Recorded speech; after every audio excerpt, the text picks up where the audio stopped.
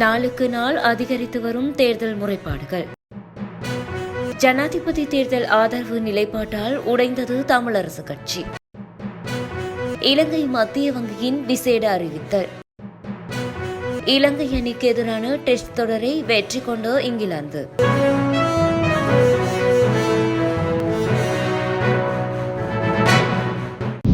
மேல் சப்ரகமுவ மற்றும் வடமில் மாகாணங்களிலும் காலி, மாத்தறை, கண்டி மற்றும் நுவரெலியா மாவட்டங்களிலும் அவ்வப்போது மழையோ அல்லது இடியுடன் கூடிய மழையோ பெய்யக்கூடிய சாத்தியம் காணப்படுவதாக வளிமண்டலவியல் திணைக்களம் தெரிவித்துள்ளது.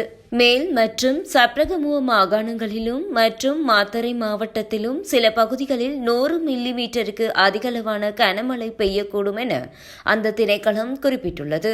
கிழக்கு மற்றும் ஓவா மாகாணங்களிலும் மாலை அல்லது இரவு நேரங்களில் சில இடங்களில் மழையோ அல்லது இடியுடன் கூடிய மழையோ பெய்யக்கூடும். மத்திய மலைநாட்டின் மேற்கு சரிவுகளிலும் வடக்கு, வடமத்திய மற்றும் வடமேல் மாகாணங்களிலும் அம்பாந்தோட்டை மற்றும் திருகோணமலை மாவட்டங்களிலும் அவ்வப்போது 40 தொடக்கம் 50 கிலோமீட்டர் பலத்த காற்றும் வீசக்கூடும் எனவும் திணைக்களம் தெரிவித்துள்ளது. ஜனாதிபதி தேர்தல் தொடர்பில் மேலும் 153 முறைப்பாடுகள் தேர்தல்கள் ஆணைக்குழுவிற்கு கிடைத்துள்ளன.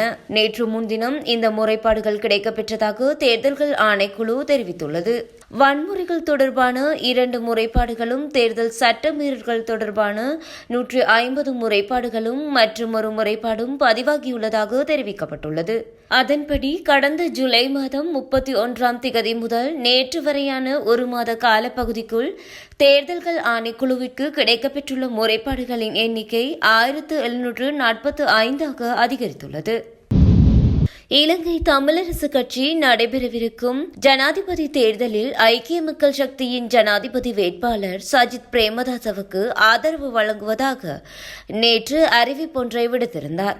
இருப்பினும் தமிழரசு கட்சியின் மத்திய குழு கூட்டத்தில் அக்கட்சியின் தலைவர் மாவை சேனாதிராஜா உள்ளிட்ட முக்கியஸ்தர்களும் அழைப்பு விடுக்காமல் இந்த தீர்மானம் எடுக்கப்பட்டதாக சர்ச்சை எழுந்தது. இதேவேளை குறித்த மத்திய குழு கூட்டத்திற்கு தனக்கு அழைப்பு விடுக்கப்படவில்லை என முன்னாள் நாடாளுமன்ற உறுப்பினர் யோகேஸ்வரனும் தெரிவித்ததுடன் கட்சி செயலாளருக்கும் இதை அறிவித்திருந்தார். இந்நிலையில் தேர்தலின் ஆதரவு குறித்து யாரை தெரிவு செய்கின்றோம் என்பதை விட தெரிவு சரியான முறையில் இருக்கின்றதா என்பது மிக முக்கியம் என ஜனாதிபதி சட்டத்தரணி KV தவராசா குறிப்பிட்டுள்ளார். அது மாத்திரமின்றி தலைமைத்துவமின்றி எடுக்கப்பட்டுள்ள கட்சியின் இந்த தீர்மானம் கண்டிக்கத்தக்கது என அவர் குறிப்பிட்டுள்ளார். செப்டம்பர் மாதத்திற்கான முதல் கருவூல உண்டியல் ஏலம் எதிர்வரும் 4ஆம் திகதி மேற்கொள்ளப்படும் என இலங்கை மத்திய வங்கி தெரிவித்துள்ளது.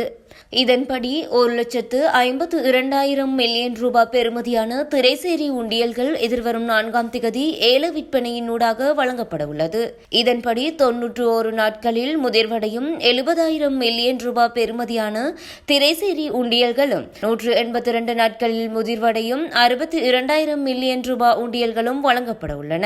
மேலும் 364 நாட்கள் முதிர்வு காலத்தை கொண்ட 20,000 மில்லியன் ரூபாய் பெறுமதியான திரைசேரி உண்டியல்களும் ஏல விற்பனையினூடாக வழங்கப்பட உள்ளன. சுற்றுலா இலங்கை அணிக்கும் இங்கிலாந்து அணிக்கும் இடையிலான 2வது டெஸ்ட் போட்டியிலும் இங்கிலாந்து அணி வெற்றி பெற்று 3 போட்டிகளை கொண்ட டெஸ்ட் தொடரை 2-0 என்ற அடிப்படையில் வென்றுள்ளது.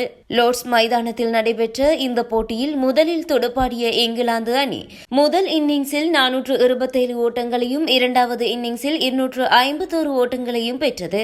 இதில் ஜோ ரூட் 2 இன்னிங்ஸிலும் 2 சதங்களையும் அட்கின்சன் 1 சதத்தையும் பெற்றுக் கொடுத்தனர். இலங்கை அணி தமது முதல் இன்னிங்ஸில் 196 ஓட்டங்களையும் 2வது இன்னிங்ஸில் 292 ஓட்டங்களையும் பெற்றுக் கொண்டது.